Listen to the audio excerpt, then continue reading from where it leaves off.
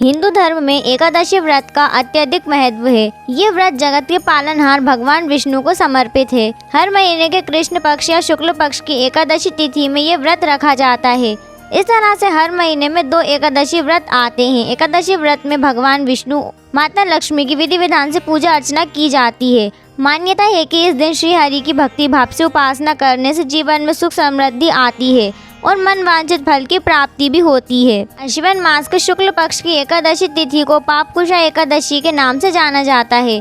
धर्म ग्रंथों में इसका अत्यधिक महत्व बताया गया है। इस व्रत का सबसे बड़ा महत्व ये है कि ये व्यक्ति को पापों के बंधन से मुक्त करता है। ऐसा कहा जाता है कि यदि कोई मनुष्य अनजाने में पाप कर बैठा हो तो इस एकादशी का व्रत करने से उसे उन पापों से मुक्ति मिल जाती है। साथ ही भगवान विष्णु की कृपा जीवन में सुख समृद्धि, धन धान्य और शांति का वास होता है। पापकुशा एकादशी पर किए गए दान पुण्य का विशेष महत्व होता है। इस दिन व्रत करने के साथ साथ गरीबों को अन्न वस्त्र की जरूरत वस्तुएं दान करने से पुण्य कई गुना बढ़ जाता है।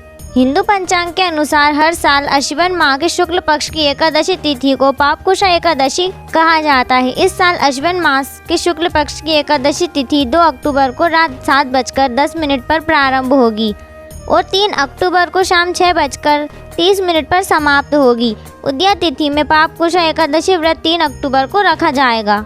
पापकुशा एकादशी व्रत का पालन 4 अक्टूबर को किया जाएगा। व्रत पालन का शुभ मुहूर्त सुबह 6:16 से सुबह 8:30 तक रहेगा। पालन तिथि के दिन द्वादशी समाप्त होने का समय 5:09 है। एकादशी व्रत द्वादशी तिथि के भीतर पालन करना अत्यंत शुभ माना गया है।